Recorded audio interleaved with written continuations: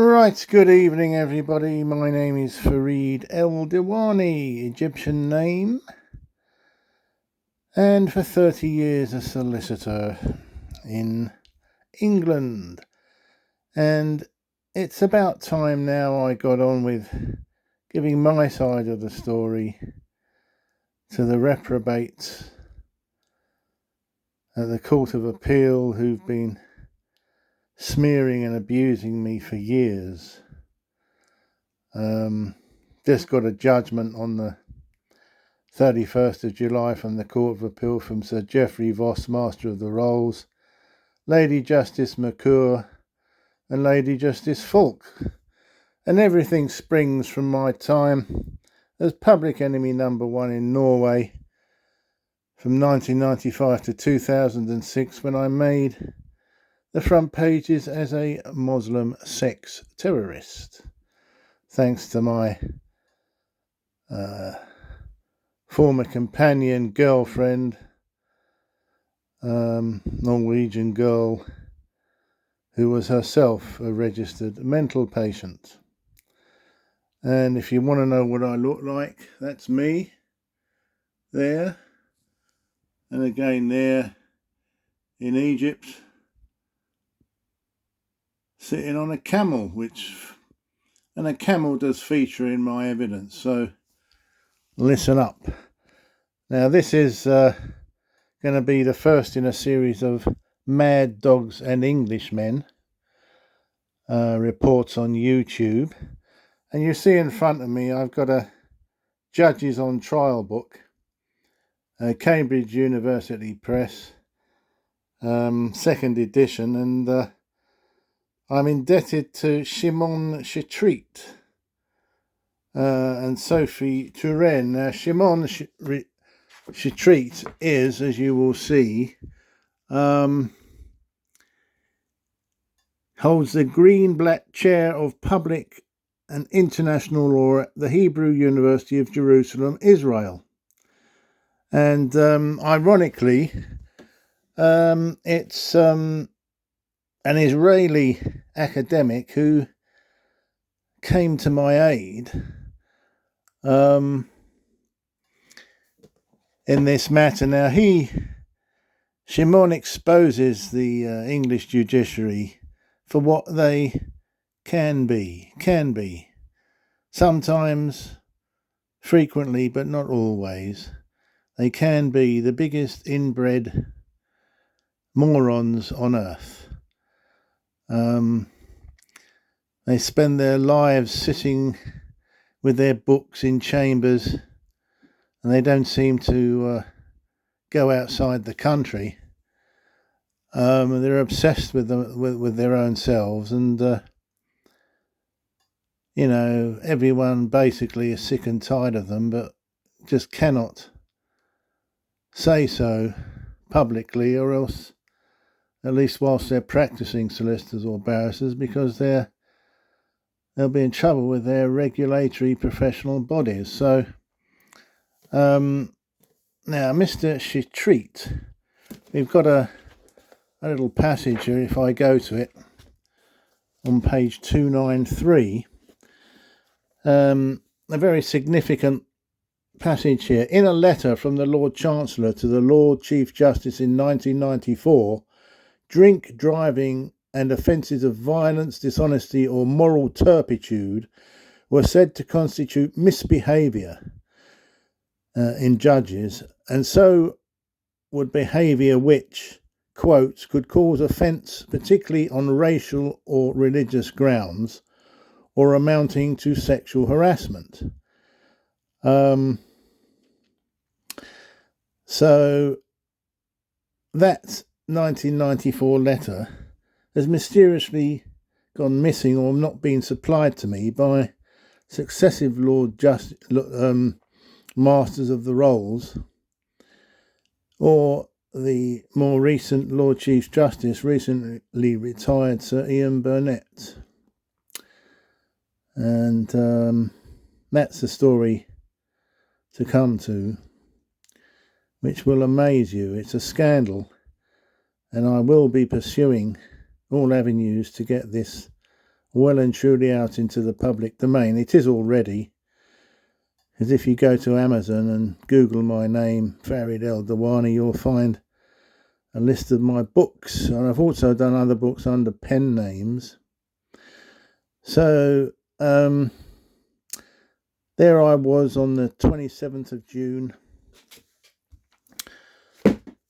2023 in the Court of Appeal, courtroom 71, before the Master of the Rolls, Sir Geoffrey Voss.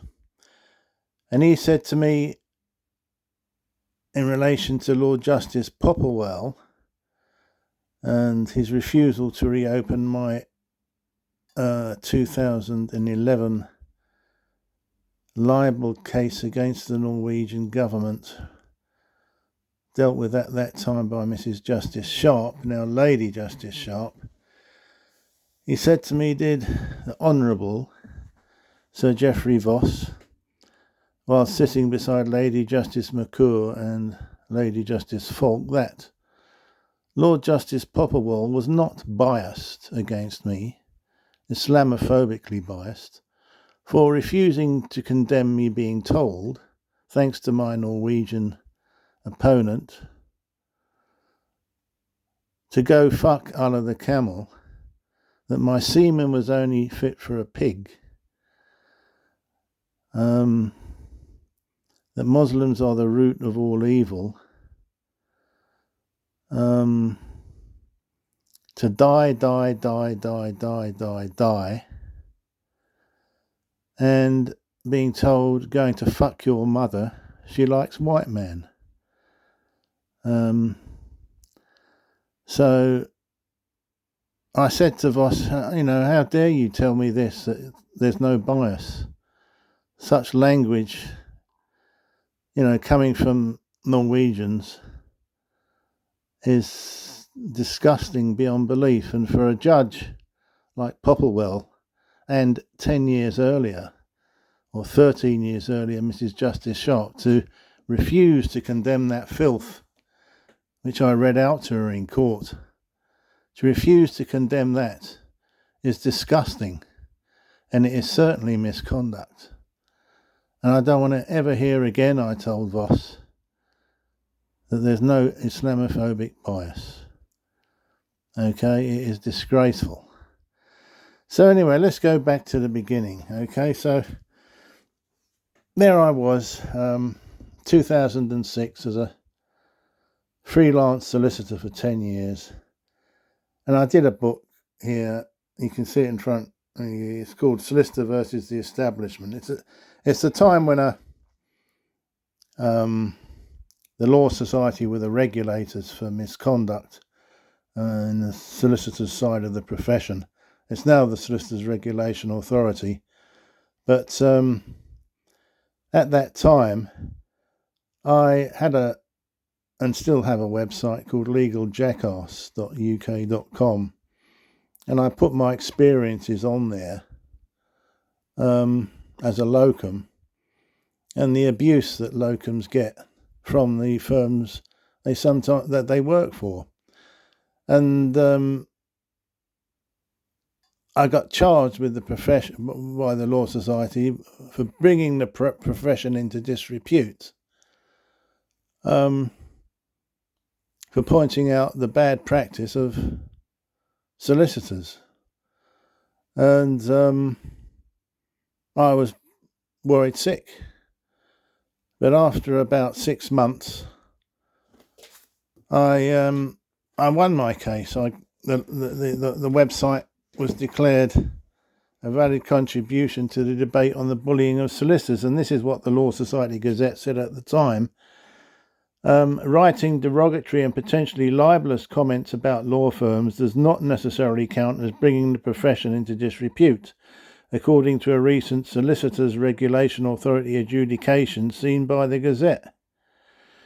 The SRA has ruled that a website set up by a London locum solicitor detailing strident complaints against the law firm he worked for, quote, does not amount to a breach of rules governing conduct.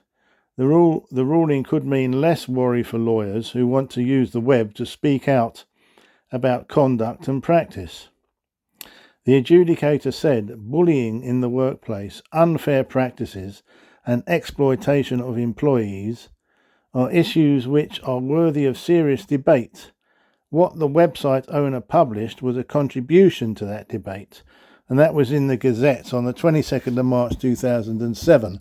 I think at about that time the SRA had taken over from the Law Society and, all that. So that was one website that I got some substantial praise from a professional in Scotland who urged me to keep the website going, and his praise was fulsome and really encouraging, and God bless that chap from Edinburgh.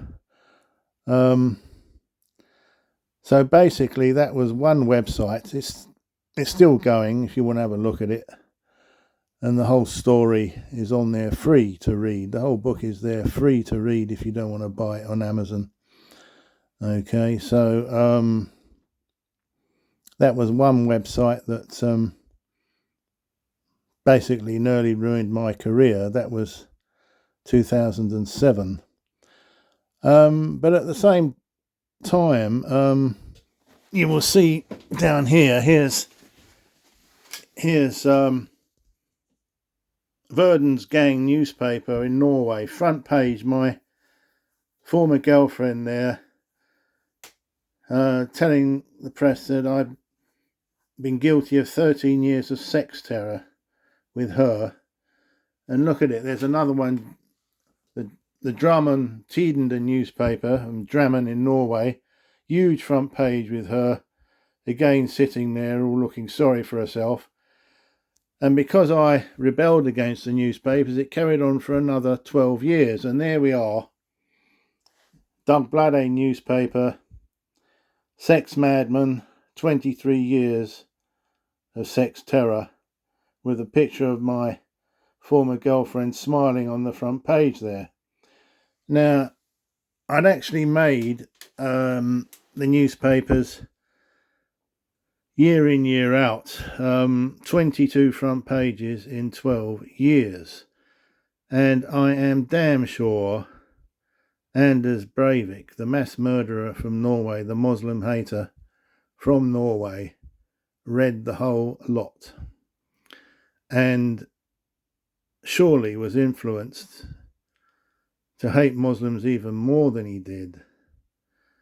And he went on to blow up the building of my Norwegian libel opponents, the Ministry of Justice and the Police Norway, as well as blowing up the building, blowing up the offices of Verdens Gang newspaper at the same time for good measure. Now, Breivik blew up my opponents, my sworn enemies, in the very same week as Anders Breivik, as Mrs. Justice Sharp delivered her July judgment, an iniquitous judgment, which totally exonerated a bent police officer called Police Sergeant Toril Sauter. Now, Toril Sauter has since been proven to be an abject liar and a complete disgrace to the police force. But in Norway, because they only got round to looking at the case 10 years later, the 5-year time limit for prosecution for bringing the police service into disrepute has expired conveniently. So she has been let off. Wouldn't happen here in England. She'd be sacked. No time limits for that. So let's get back to have a good look at that. Front pages there, and we'll get to the reason I started the libel litigation in just a second. So got Let's have a look. We'll get to this book here.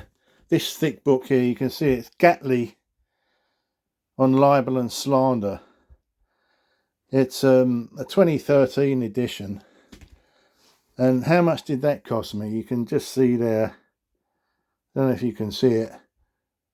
£468. And I have made a lovely 17-line, third of a page entry there, my case on page 799, El Dawani versus Ministry of Justice and Police, 2011. And basically my opponents were represented by 5 Raymond Buildings, the barrister David Hurst at 5 Raymond Buildings, and the solicitors instructing him were Charles Russell. Now Charles Russell speechless, and a solicitor called James Quatermain. Now, I was sitting at my office in Lincoln's Inn, because for nearly 5 years I was a solicitor in Lincoln's Inn in Old Square.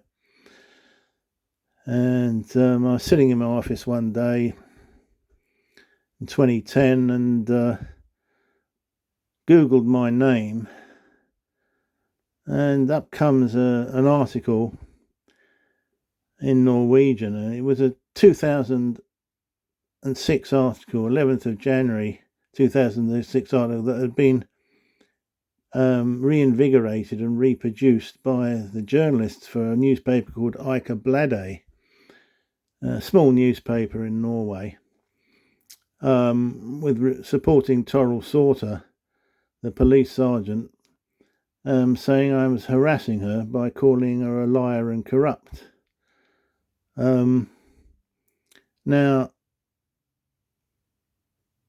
you click on the link there, the translate this page link, and up comes the article saying that Farid El Dawani, and they named me Muslim man, is clearly mentally unstable for calling Toril Sauter a liar and a cheat. So let's just go back to this.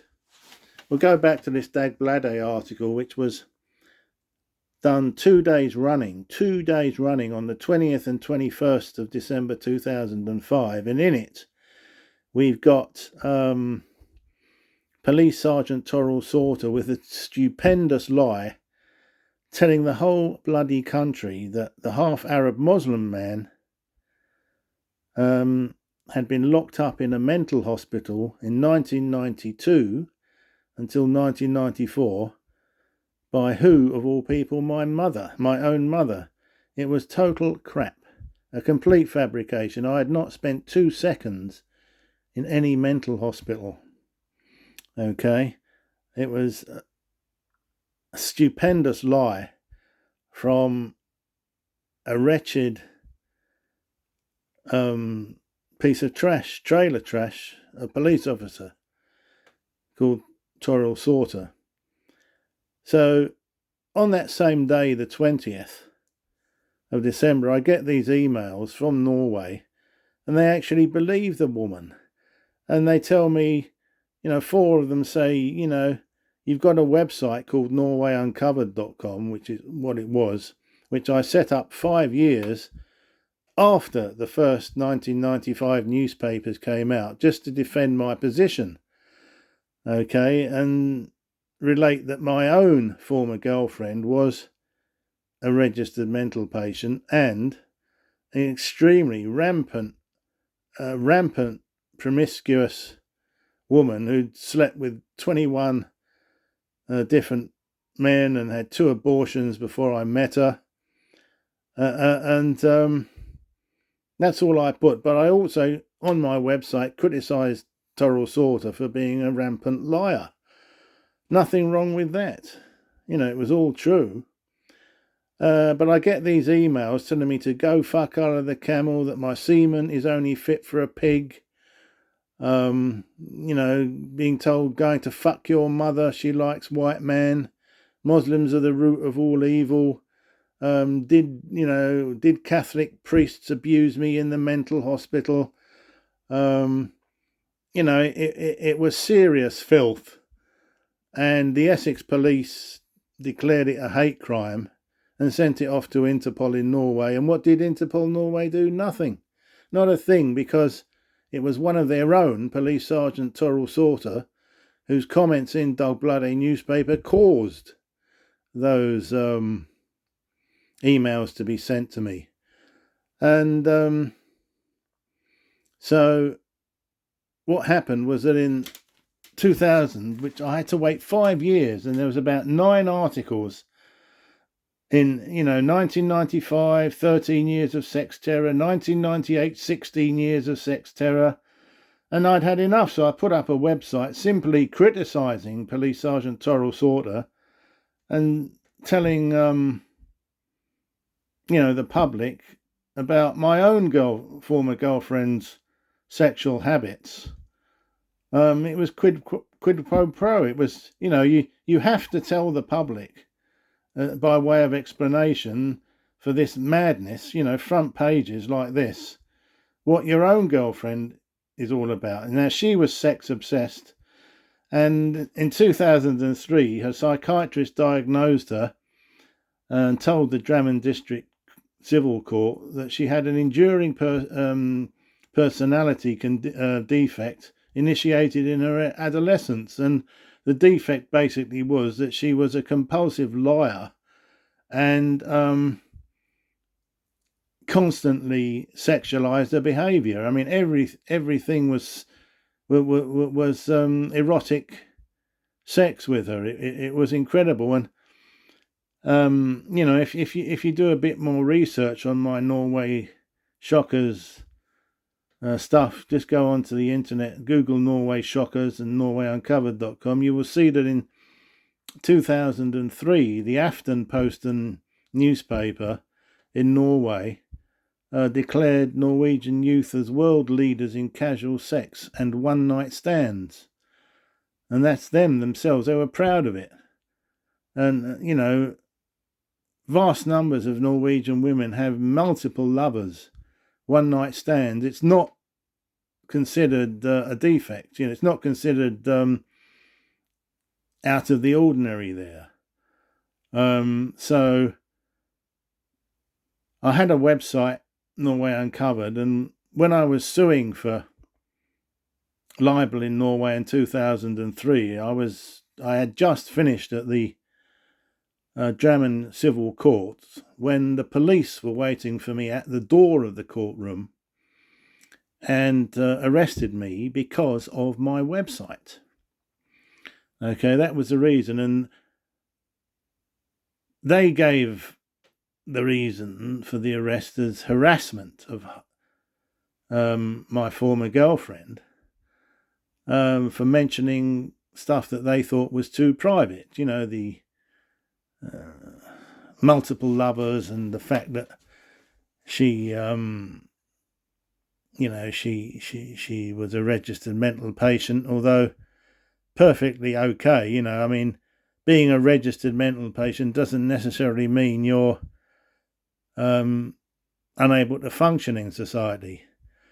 But I think it was all a bit of a ruse as well to get her off being charged with perverting the course of justice. So there I am, I'm arrested at the door of the courtroom and taken to the police station and kept overnight, lights on all night, and taken to the magistrate's court the very next morning, and with no representation whatsoever with the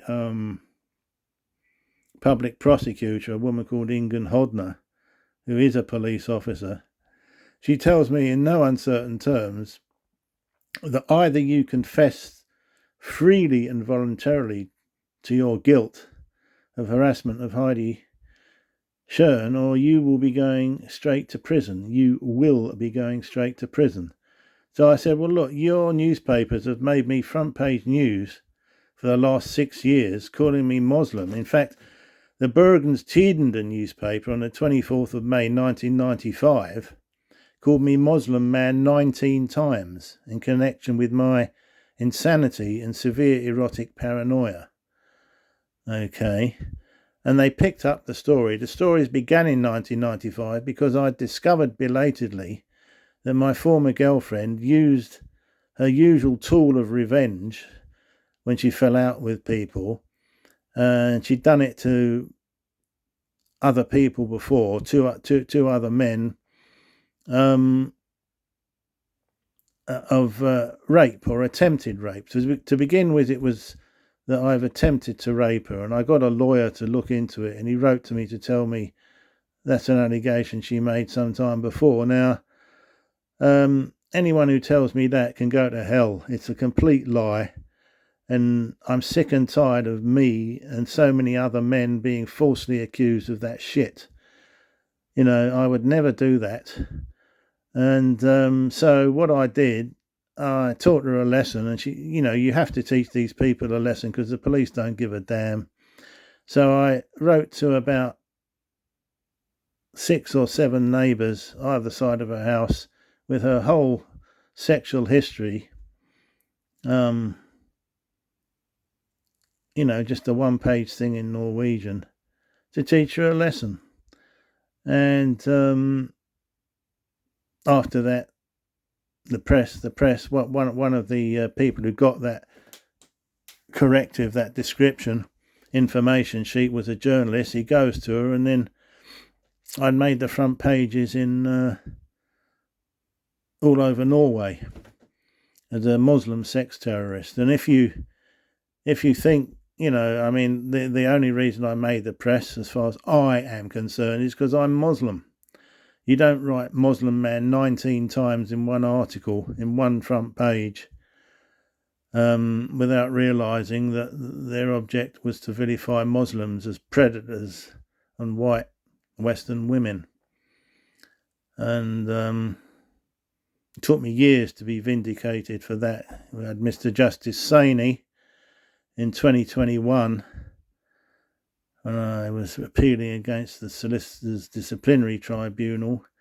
Mr. Justice Saini said in paragraph 65 of his judgment that Heidi Schön was a liar and that she was no doubt selling her stories for money.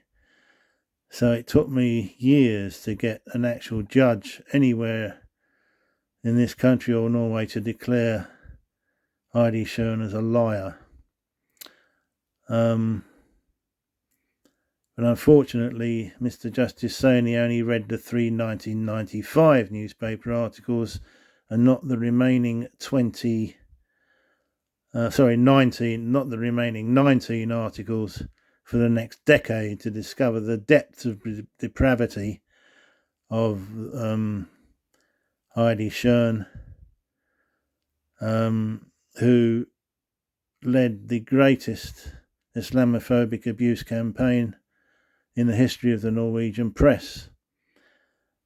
But because of that 2003 conviction in Norway, which was not voluntary, it was not a bloody plea bargain, as incorrectly described by Mr. Justice Saini, who decided to strike me off the roll of solicitors. I confessed under duress, and I told the police officer, look, I have a right of reply. I told the police prosecutor in Gunhodna, look, I have a right of reply to your newspapers. I've been described as a sex pervert, sex maniac, Muslim piece of trash, so I've got the right to tell my side of the story, which they agreed was all true, but it was just too private. I said, well, it can't be too private because the way you've described me is like, Lucifer, Satan, and you've described, you've picked on my religion. So what did the police public prosecutor say? The newspapers are one thing and your commentary, your harassment of Heidi Schön is another thing. They're not related. I said, they are related, and I don't want to confess my guilt. But she said again, no, you are going straight to prison.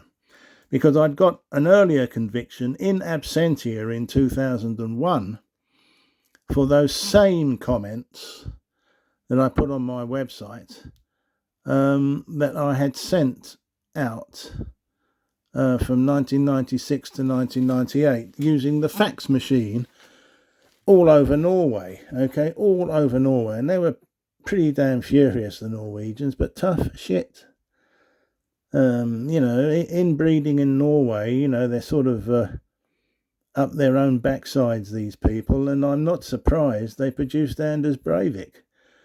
But my former girlfriend helped Breivik considerably, and when you also consider this, Anders Breivik had an offshore company, Antiguan offshore company called Brentwood Solutions Limited, which he said he used to launder money, okay? And the judge at Breivik's trial in 2012, Elizabeth Arnson, made it quite clear, all this business of Brentwood Solutions Limited. But get this, I lived in Brentwood in Essex for 35 years.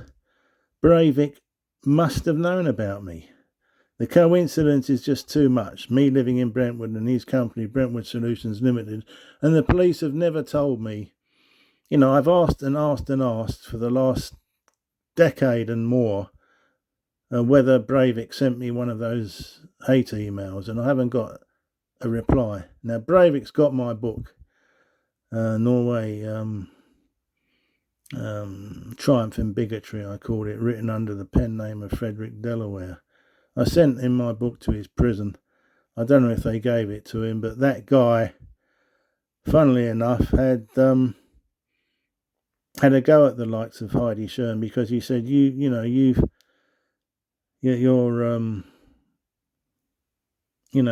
having a go at me for killing 77 people, but the Norwegian state has killed more children than I ever have. They've killed 500,000 children by way of abortion. And he also specifically said that the Quran, the Muslims, don't do abortion because the Quran forbids it. And the same for the Jews. The Jews themselves specifically detest abortion, and good for them.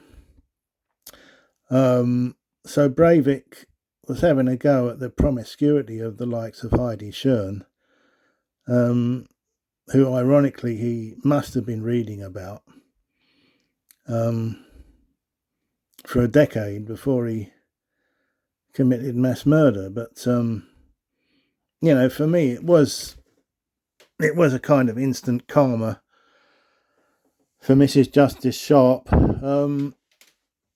who thought she'd got away with her iniquitous, sick judgment on me, and she said that I had been harassing Toril Sauter, and didn't utter a word of condemnation in her judgment or in court for those sick hate emails sent my way. And she said that my purpose in taking the litigation against being called clearly mentally unstable by Toril Sauter was not in order to vindicate my reputation. And why so? Because the Norwegian Police Complaints Bureau decided not to send my complaint to Police Sergeant Toril Sauter, or give her the hate email she caused to be made, or even ask her why she wrote that I was clearly mentally unstable.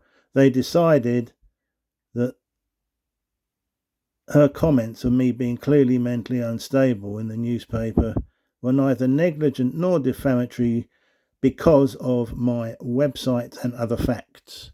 So I asked this Johan Martin Welhaven of the Norwegian Police Complaints Bureau, what on my website makes me clearly mentally unstable? What exactly is it?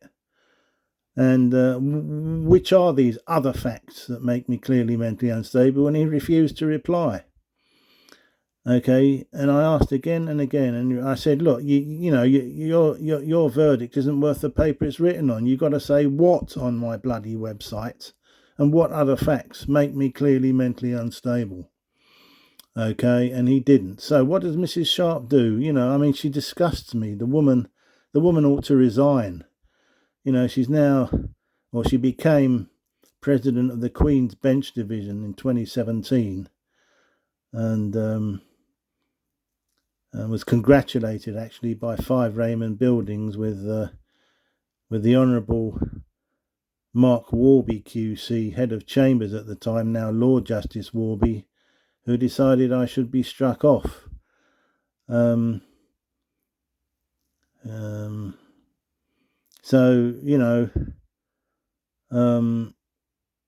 the whole thing stinks and sickens me. So what did Mrs. Justice Sharp do in 2011 in her judgment? She says that my case was already res judicata, which means it's already been litigated before over me being clearly mentally unstable, and the litigation, quote unquote, was just a series of correspondence between me and the Norwegian Police Complaints Bureau, in which Johan Martin Welhaven declares me to be clearly mentally unstable because of the contents of my website and other facts. But it's empty rubbish. What on my website? What other facts? If I'd been declaring myself as Master of the Universe or the Prince of Darkness, or the Second Coming on my website, which I wasn't, just have to look at it, okay, then fair enough, But it was ordinary stuff which Norwegians themselves praised. Lots of Norwegians loved my website and asked me to continue it. Okay, and not only that, but Mrs. Justice Sharp ignored the Dagbladet journalist Morten Overby, who in 2007 told me, well, if you haven't been in a mental hospital, then Toril Sorter is a liar. That's a no-brainer, he said. So I told Sharp, even the journalist, Morten Overby, thinks that Toril Sorter is a no-brainer liar. And what did Sharp say in court to me? The opinion of a journalist is neither here nor there. Now, I have to point out that I was a commercial property solicitor. Okay, all my entire career. I was, for 10 years, from 1989 to 1998, I was a commercial property solicitor for the Port of London Authority. I then went into private practice after I'd sold all the remaining Port of London Authority non-operational land. Went into private practice for 10 years in order to have the time to deal with this Norwegian shit. Okay, and there was no 2-year gap for incarceration in a mental hospital from 1992 to 1994.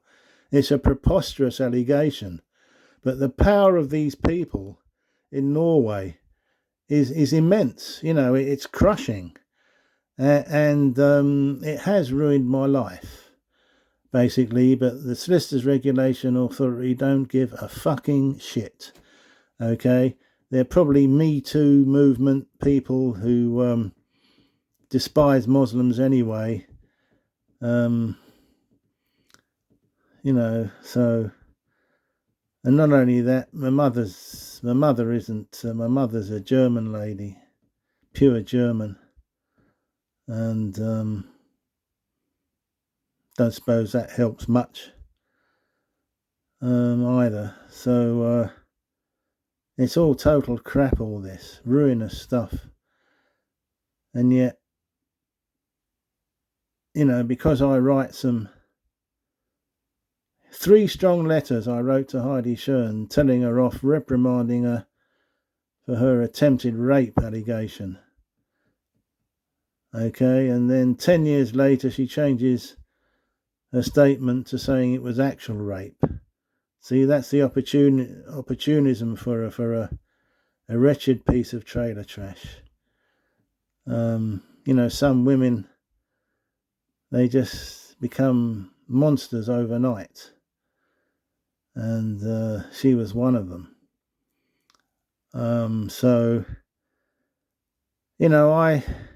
I don't think I was particularly, the reason the Norwegians charged me for that website was because of the criticism I was giving to the police service and the Norwegian legal system. For instance, you go to Norway and they haven't got the money to transcribe a hearing. You know, you're in a civil hearing and they don't record it. So if you want to appeal, you cannot get a record of what was said in court. They didn't have the money, would you believe, the government didn't have the money at that time to record the stuff. So if you want to appeal, you can't prove what was said in court. And also, I tried for 10 years to get Heidi Schön, my ex-girlfriend's, 2 separate witness statements saying attempted rape and the other one saying actual rape.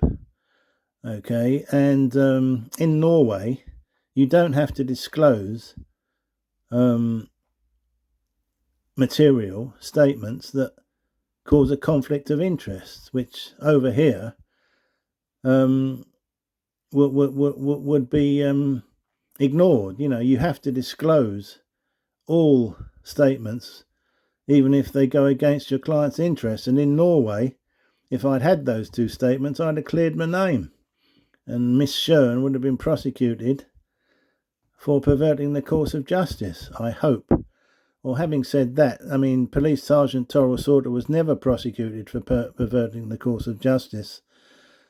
And in England, I tried to get her over here. It took me 10 years, and I went before Mrs. Justice May a couple of years ago, and she said that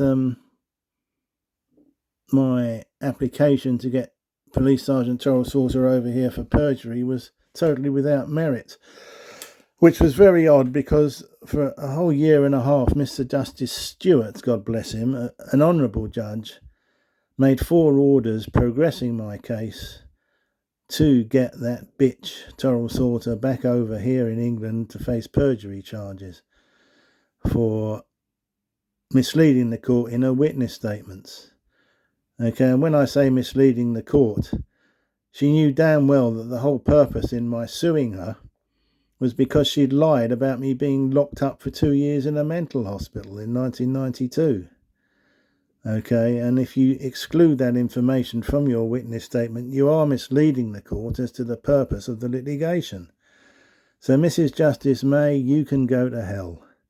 And I have done a book on you, as you know, called Mrs. Justice May, the Charlatan, which is available on Amazon. And I thank Mr. Justice Stewart for his noble efforts. He'd just retired, and Mrs. Justice May was just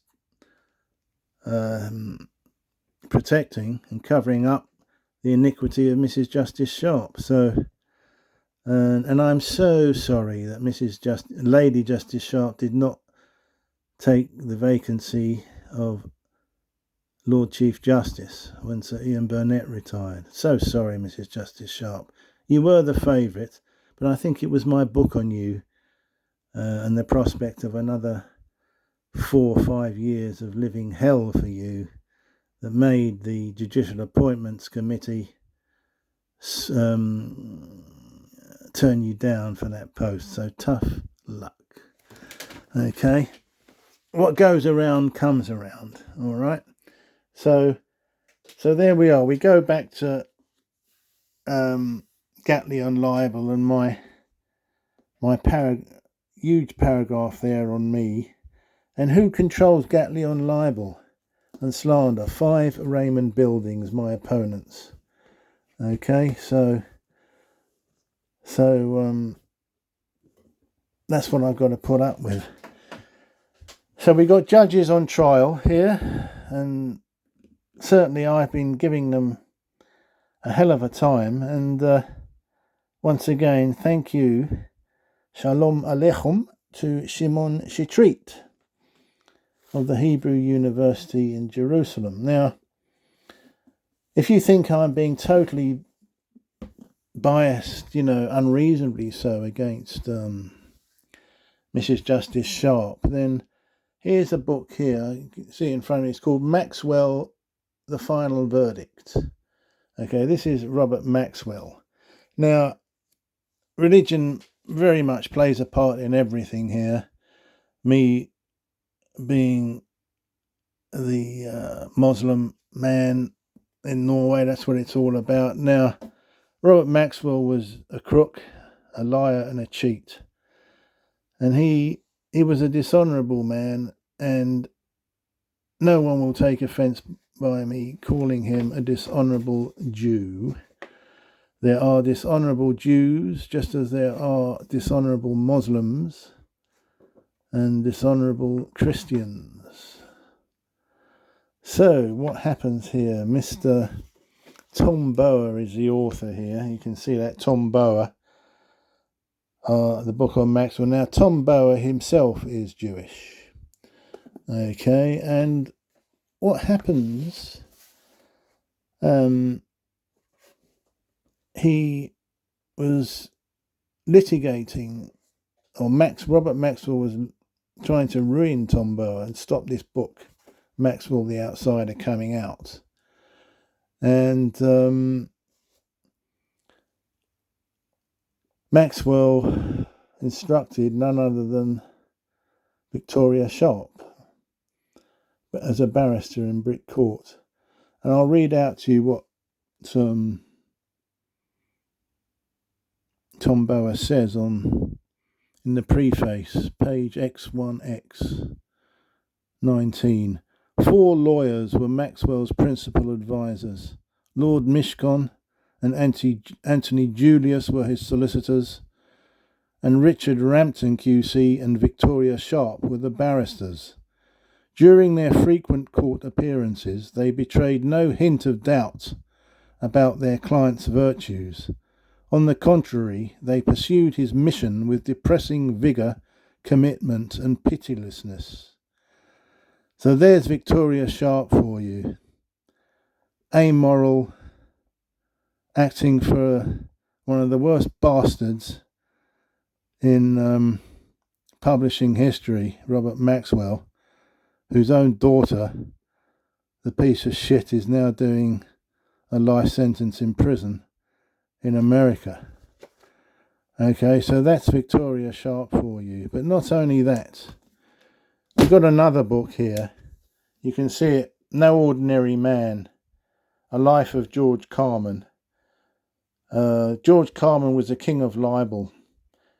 He died a few years ago, but you can see his son Dominic Carman wrote a book on him, revealing all about his father, who he hated with a passion. Now, George Carman was the most successful, he was the king of libel, and he was the most successful libel barrister this country's ever known, and always introducing sexual evidence, sexual peccadillos and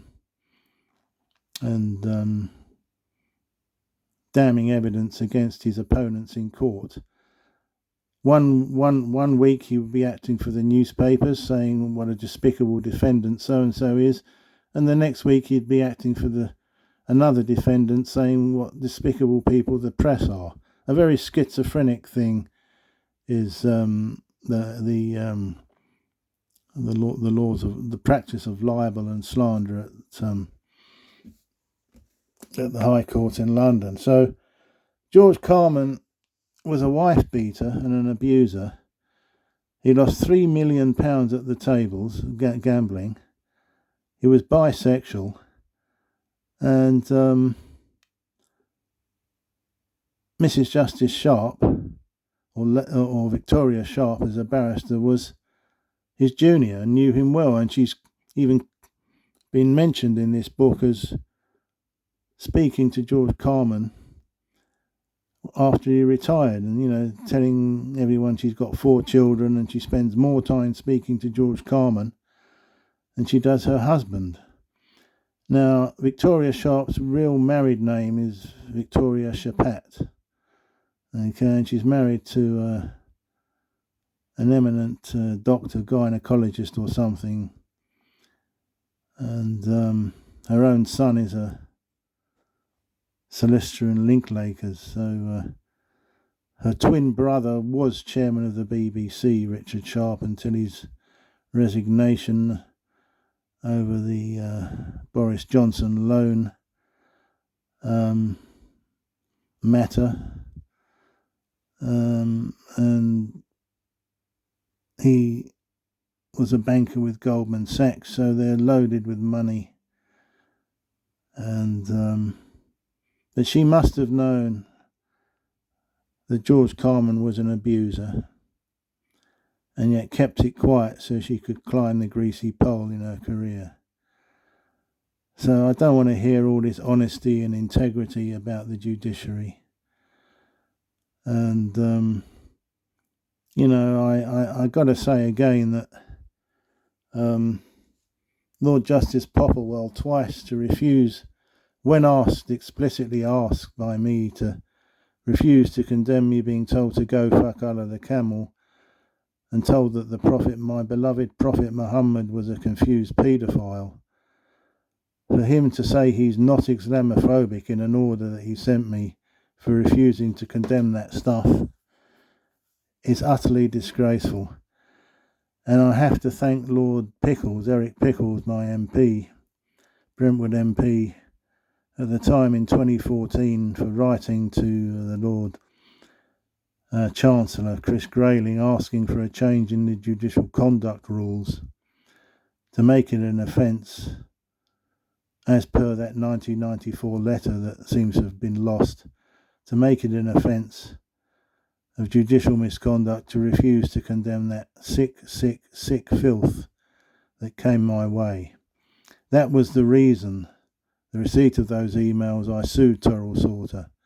And also, my former girlfriend Putz tells the whole country that I wanted to kill her 2-year-old son in that same article, Dagblade article of the 20th and 21st of December 2005, that I, the Muslim man, had threatened to kill a 2-year-old child, her child, who I happen to adore.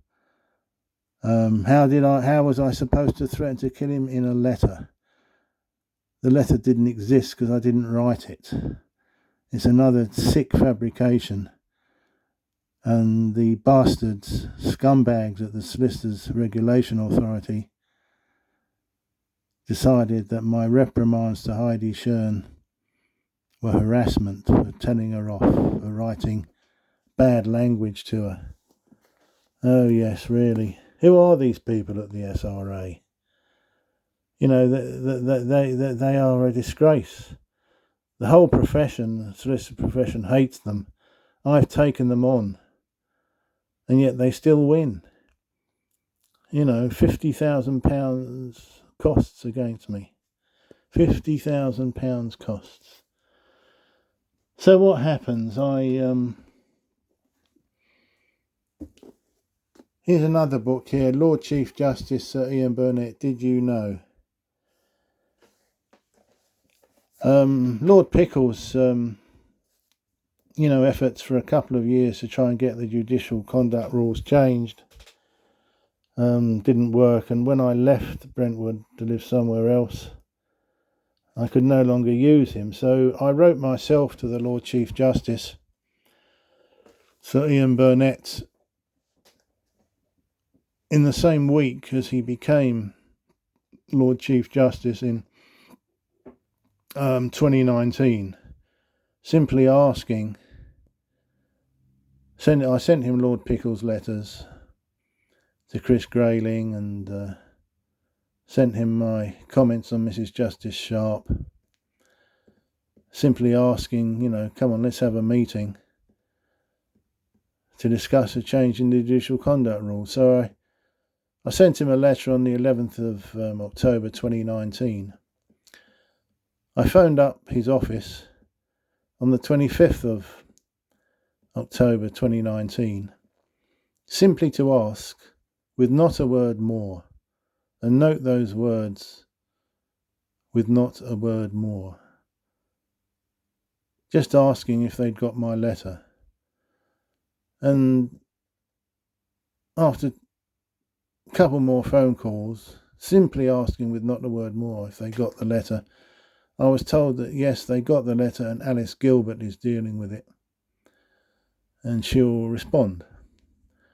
Okay, she never did respond, except on the same day, at about 5:30, the 25th of October 2019, I get a knock on my front door, and it's the Essex Police asking to come in. They say, you know why we're here, don't you? And I said, no idea. So we got a message from the court in London saying that you've just threatened to commit suicide. And we're just checking up to ask you if you still want to commit suicide. So I said, well, that's utter rubbish. It's total crap. I never said any such thing. Who told you that? Sorry, sir, we can't tell you. Data protection. And I said, well, I get it. I've done a book on Lady Justice Sharp, and I actually sent it to a lot of senior members of the judiciary at the High Court in London. And this is their revenge. I told them, the police, it's a smear campaign. So, total bollocks. That's a despicable thing to do. And it's 2 years, it's 4 years now. And what do I do? Instead of getting an apology or even being able to speak to Sir Ian Burnett, I sent Ian Burnett 20 of the same letters for the next 4 years. None of them were given to him because Alice Gilbert, now Alice Rose, and Ben Yallop, his private secretary, and Michelle Soros, his PA, did not give him those letters with Lord Pickle's letters. So now he's retired, Sir Ian Burnett, conveniently. How can he not know? So I wrote this book, as you can see, Lord Chief Justice Sir Ian Burnett, Did You Know? Fabricated suicide allegation. I took it for judicial review because I thought the police simply have to prosecute Alice Gilbert and all this bullshit, from the office about me threatening to commit suicide. It's disgusting, and a complete fabrication, and it's wasting police time. It's Section 5.2 of the Criminal Law Act 1967, talking rubbish to the police in order to harass someone. And I took it for judicial review. And what does Mr. Justice Swift say? He says the police are being so busy that their reason in not having the time to interview under caution Alice Gilbert and whoever else was involved in this crap, the reason that they gave was a good reason. If they haven't got the time, then it's not misconduct on their part. It's not unreasonable or totally out of order, and judicial review, of their decision will not be given because it's not unreasonable. And I thought, Jesus, man, you are protecting your own staff upstairs by that crap. So anyway, I sent Mr. Justice Swift, who's a Southend Essex man, a copy of that book, and I actually met him in the street a few months later, and he didn't even remember me. Yes, very good. So, but that's not the end of it. Not content with that, on the 1st of September 2021, 4 police officers come and arrest me from the Essex Police. They obtained a search warrant from Westminster Magistrates Court to remove all my electronic equipment and phones, to see if I'd been researching and planning on individuals. And Ben Yallop, Sir Ian Burnett's private secretary, puts in a witness statement saying that his informant had told him I'd been seen outside the homes of Sir Ian Burnett and Lady Justice Sharp. And it seems that they were intent on trying to get me done for some kind of plot to cause damage, maybe a so-called Islamist terror plot against these two senior judges. And again, that's total bollocks, because I have not been within 1 million miles of either of these judges' homes. You know, who the hell would know it's me when I was never there in the first place? You know, and the Essex Police 2 years later have not even provided me, 2 years later, with Ben Yallop's witness statement. They're obliged to. You know, the case against me is over. You know, they trumped up 6 malicious communication charges, all relating to this Norway stuff, because I was telling people what I thought of them for their corruption and lies. So you've got the Royal Courts of Justice. There's a scandal through the administrators there, and it goes right through to Sir Ian Burnett's office. He must know. You know, to begin with, okay, I let him off, but 4 years later, with a book out on him and massive websites, I've got FaridElDawani.com, have a look at that, and LadyJusticeSharp-coverup.com. So look at that, as well as NorwayUncovered.com. And the judiciary, Sir Geoffrey Voss told me in his judgment that they don't like my books and websites and criticism of the judiciary. But other people do like my websites and books. So this is what the British people have to put up with, this shit, this garbage and corruption from so-called people of integrity at the High Court.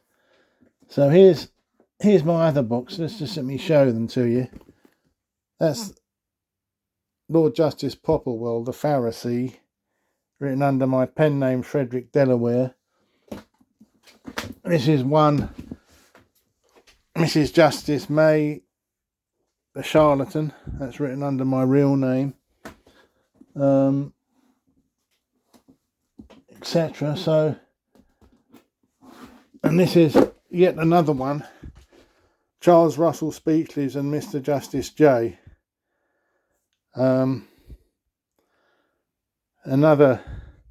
Another disgraceful judge, Mr. Justice J, along with Lord Justice Bean, who again refused to condemn me, being told that the Prophet Muhammad was a confused paedophile, and completely exonerated Police Sergeant Torrell Sauter. Now, Mr. Justice J has come a cropper before with the Court of Appeal and the Supreme Court in the case of Serafin versus Malkiewicz, a 2020 case regarding a Polish libel litigant, in which Mr. Justice J was told, was given a severe reprimand for bullying and improper conduct in a court case. So that's the score, and you know, I will be giving in future some YouTube representations and lectures in detail on each of these books, so that the public can see what a disgrace these inbred fools at the Royal Courts of Justice have become. So thanks for listening, and you know, it's been a good weekend. Tottenham Hotspur beat Burnley 5-2, and you know, I'm hopeful that this season will be a much better one for Tottenham. So good luck to everybody, and may integrity win over deceit and misconduct in public office by the judiciary. Bye-bye.